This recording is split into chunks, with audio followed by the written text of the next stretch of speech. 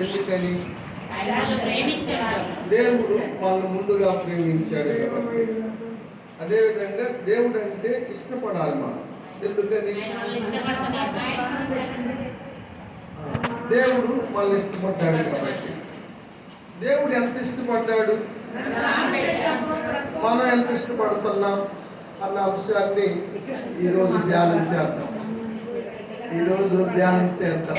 దేవుడు తన ప్రవక్తల ద్వారా ప్రజలకు తెలియచేసిన విషయం ఏమిటంటే, సమూయేలు మొదటి గ్రంథం 12వ అధ్యాయము 22వ వచనం. దేవుడు మిమ్మును తనకు జనముగా చేసుకున్నటకు ఇష్టం కలిగి ఉన్నాడు. తన ఘనమైన నామము నిమిత్తము తన జనులను విడనాడడు. ఈ మాట దేవుడు సమూయేలు చేత తన ప్రజలైనటువంటి ఇశ్రాయేలు జనాంగానికి తెలియజేశాడు. దేవుడు మన ఎంత ఇష్టం కలిగి ఉన్నాడు. దేవుడికి మనం అంటే ఎంతో ఇష్టం కదా.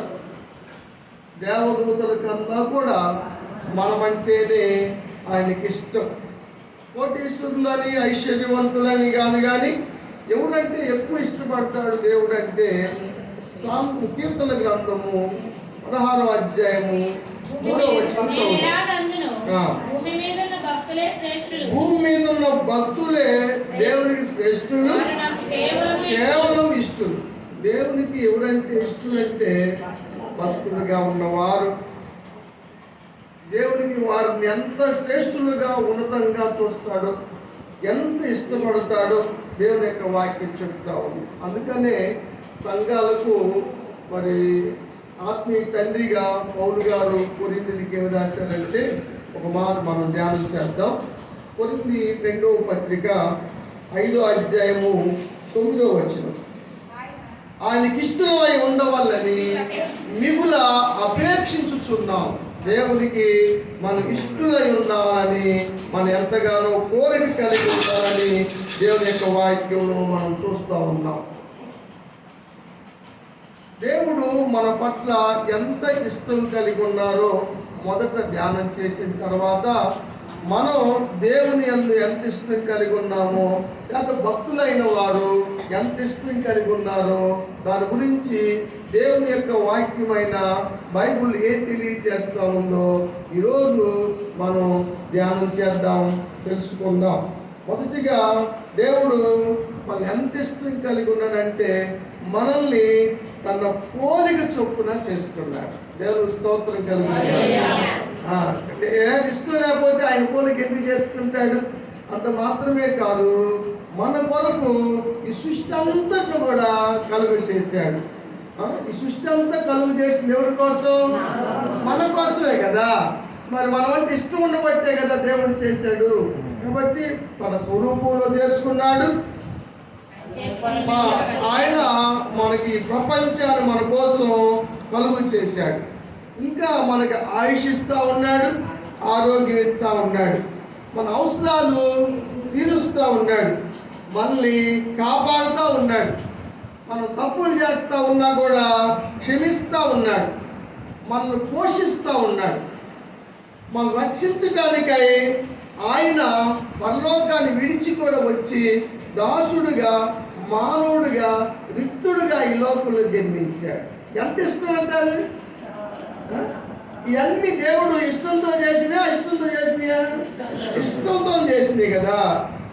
ఇంకా మనం పొందవలసినటువంటి శిక్షను, శాపాన్ని, మరణాన్ని మన స్థానంలో నిలిచి ఆయన పొందాడు కదా. ఎంత ఇష్టం ఉండబట్టి ఆ పనులు చేశాడు. ఇంకా మనకు ప్రాయశ్చిత్తం కలగటానికి మనకు క్రయధనముగా తన రక్తాన్ని, ప్రాణాన్ని దారపోసాడు. ఇంకా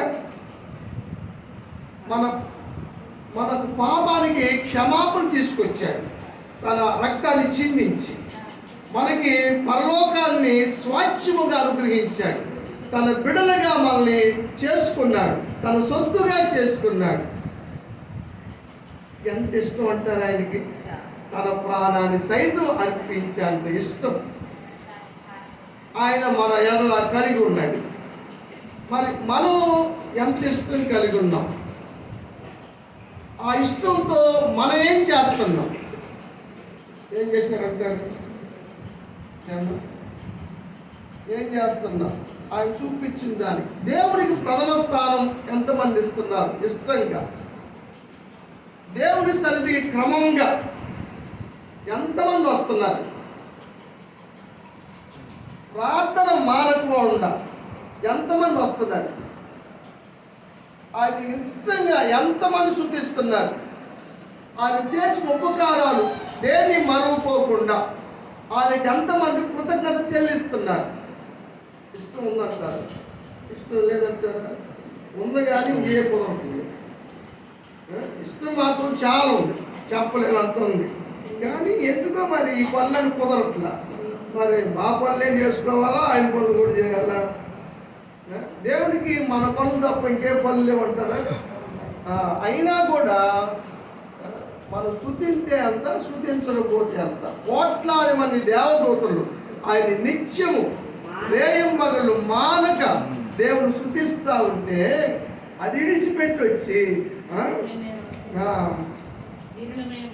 దీనుల మన మీద అంత ఇష్టం చూపుతున్నాడంటే దేవుని పట్ల మనం ఎంత ఇష్టం కలిగి ఉండాలి? దేవుడు ప్రేమించాడు కాబట్టి మనం ప్రేమించాలన్న తెలిసిన విషయం మరి ఇదేదో తెలియటం లేదు. దేవుడు ఇష్టపడుతున్నాడు కాబట్టి మనం కూడా ఇష్టం కలిగి ఉండాలి అన్న విషయాన్ని మనం కూడా గుర్తించాలి ఈరోజు అని దేవుడు మనందరికీ తెలియజేస్తూ ఉన్నాడు. ఆనాడు ఇజ్రాయేలు ప్రజలకు సమయం ద్వారా తెలియజేస్తే ఈరోజు దేవుని యొక్క వాక్యం ద్వారా దేవుడు మనతో తెలియజేస్తూ ఉన్నాడు. మీరంటే నాకు ఇష్టం కలిగి ఉన్నాను కదా. నేనంటే నిజంగా దేవునికి అంత ఇష్టం లేదులే అన్నవాళ్ళు ఉన్నారు. ఎవరన్నా వీళ్ళు పెద్దగా మమ్మల్ని ఇష్టపడతలేదు దేవుడు అన్నవాళ్ళు ఉన్నారా? దేవుడి నుంచి అసలు మేమేం పొందుకోలేదు అన్నవాళ్ళు ఉన్నారా? దేవుడు ఇష్టపడుతున్నాడు కదా. మరి మీరు ఎంత ఇష్టపడాలి? కోరహ కుమారులు ఉన్నారు, దేవుని యందు ఎంత ఇష్టం కలిగి ఉన్నారు. 84వ కీర్తనలో 12 కీర్తనలు కోరహ కుమారుడు రాశాడు కదా. ఆశాపు 12 రాశాడు. లాస్ట్, నా దేవుని మందిర ద్వారము వద్ద ఉండుట నాకు ఇష్టం. దేవుని మందిరం అంటే ఎంత ఇష్టపడ్డాడు.